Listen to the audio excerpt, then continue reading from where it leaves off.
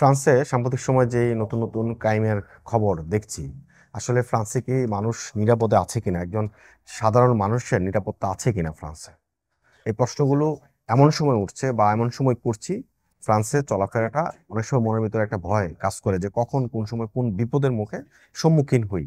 কারণ চুরি, ছিনতাই, ডাকাতি, রাহাজানি এগুলো তো অসংখ্য পরিমাণে বেড়েছে বিভিন্ন জায়গায়। আজকের যে ঘটনা, সেই ঘটনাটা আসলে বাংলাদেশি ভাইয়েরা বিশেষ করে বলবো যে আপনারা সাবধানে চলাফেরা করবেন, কারণ এই ঘটনাটা একটু মিলিয়ে নেবেন। এটা লো প্যারিজিয়ান, ফ্রান্সের জনপ্রিয় দৈনিক লো প্যারিজিয়ান প্রকাশিত হয়েছে সোমবার 6টা 50-এর দিকে। মেসি প্লেসেও যে আরিয়ার বি স্টেশন, সেই স্টেশনে 6টা 50-এর দিকে মানুষ বা যাত্রীরা গাড়ির জন্য অপেক্ষা করছে। ট্রেনটা যখন ঢুকছে স্টেশনের ভেতর, তখন পেছন থেকে একজন লোক একটা মহিলাকে ধাক্কা দিয়ে ট্রেনের মধ্যে ফেলে দিয়েছে। মহিলাটা এখন জরুরি অবস্থায় আছে, শরীরের কন্ডিশন খুব একটা ভালো নেই। ট্রেনের সাথে যেহেতু ধাক্কা খেয়েছে, জরুরি পরিষেবা বিভাগ বা ট্রাফিক সিগন্যালে যারা ওই সময় কাজ করতো, তখন তারা সবাই এসে তাকে উদ্ধার করে এবং তাকে হসপিটালে নিয়ে যায়। সেখানে অসংখ্য মানুষ ছিল, যেহেতু ওই সময়টাতে অফিস আদালত ছুটি হয়েছে, মানুষ বাসা বাড়িতে যাওয়ার চেষ্টা করছে। প্রচন্ড ভিড় ছিল, প্রায় 1:30টা পর্যন্ত ওই স্টেশনটা বন্ধ ছিল। তারপরে আস্তে আস্তে করে সেটা স্বাভাবিক হয়েছে এবং এই ঘটনায় সন্দেহভাজন একজনকে গ্রেপ্তারও করেছে পুলিশ এবং তাকে জিজ্ঞাসাবাদ করছে। পুলিশের কাছে যদিও ভিডিও ফুটেজ ছিল, সার্ভেলেন্স ক্যামেরা থেকে তারা ইতিমধ্যে সেই তথ্য সংগ্রহ করেছে, কেন ওই মহিলাকে সে ধাক্কা দিয়েছে এবং ট্রেনের মধ্যে। ভাই, এটা এক ধরনের একটা ক্রাইম যে আপনি মেট্রোর ভিতর বা আপনার একটা মানে আতঙ্ক, আপনি মেট্রোর জন্য ওয়েট করছেন, আপনি গাড়ির জন্য ওয়েট করছেন, পেছন থেকে হঠাৎ করে কেউ এসে আপনাকে ধাক্কা দিয়ে ফেলে দিল মেট্রোর ভিতরে। এই যে বিপদটা কখন আসবে সেটা আপনি বুঝতে পারবেন না। এই ঘটনার সাথে ছোট্ট আরেকটা ঘটনা আপনাদের সাথে শেয়ার করি। জাস্ট দুদিন আগে মেরিদা অবাবিলা থেকে আমি নিজে 170 বাসে উঠছি। ইফতারের ঠিক 1 ঘন্টা আগে, 1 ঘন্টা হবে, সেই সময় আমি ব্যাক করতেছি। হঠাৎ করে 3টা লোক আমাকে ফলো করতেছে। কারণ আমি বাসের ভিতর উঠে আমি যে সময়, সবসময় আমি সবাইকে সতর্ক করি বা সাবধান করি, আমি নিজেও এইভাবেই চলাফেরার চেষ্টা করি যে বাসের সবসময় সামনে দিয়ে ওঠা, ট্রেনের সামনের দিকে থাকা। কারণ পেছনের দিকে বদমাইশ লোকজন থাকে, পেছন বাসেও সেটা ট্রেনেও। আপনার পেছনে, ট্রেনের পেছনে দিয়ে দেখবেন অনেক সময় সিগারেটও জ্বালাই দেয়, গাঁজাও জ্বালাই দেয় ট্রেনের পেছনের অংশে।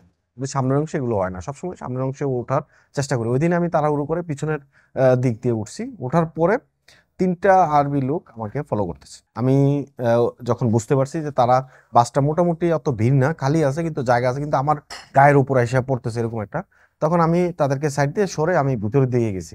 তারা কি করছে, একটু পর পর আমার পেছনে ভিতরের দিকে আসছে, আইসা আবার ওখানে এসে আমার গায়ের উপর খালি পড়তেছে।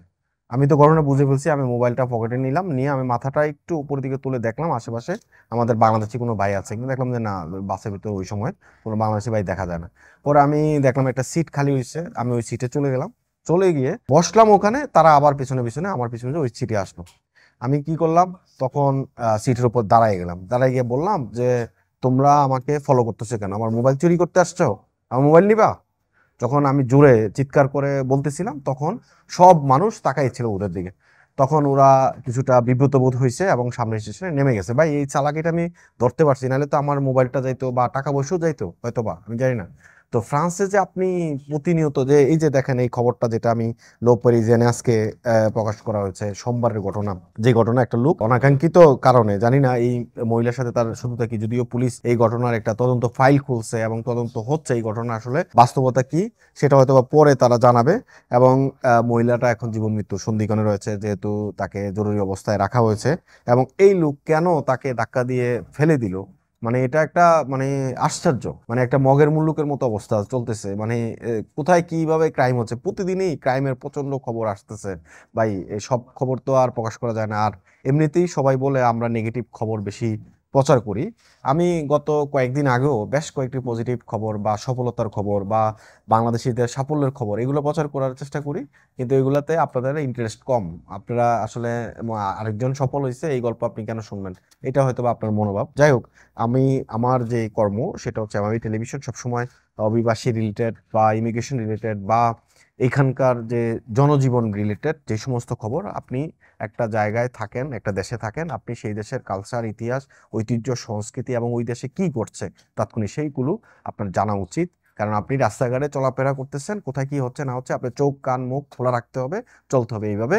কারণ এই দেশটা আপনার না, সত্যি হলো এটা বিদেশ, এটা একটা আরেকটা আরেকটা দেশের মানুষের এটা জন্মভূমি। আমার জন্মভূমি তো বাংলাদেশে, কিন্তু আমি এই দেশে এসেছি জীবন জীবিকার সন্ধানে। সুতরাং এই দেশের যে কালচার বা এই দেশের যে সংস্কৃতি, এই দেশে আজকে কি হচ্ছে না হচ্ছে, এটার সাথে আমাকে অ্যাডপ্ট হতে হবে এবং চলাফেরার ক্ষেত্রে আমার যেন সেটা সামনের দিকে কোনো পাথেয় হয়ে কাজ করে, সেটাই হচ্ছে মূল লক্ষ্য থাকতে হবে। এমআইবি সংবাদ ও সংবাদ সংশ্লিষ্ট অনুষ্ঠান দেখতে ভিজিট করুন www.mibtelevision.tv ও facebook.com/mibtelevision.tv এবং সাবস্ক্রাইব করুন youtube.com/mibtelevision এ। এমআইবি টেলিভিশন, সত্য খবর, সঠিক খবর।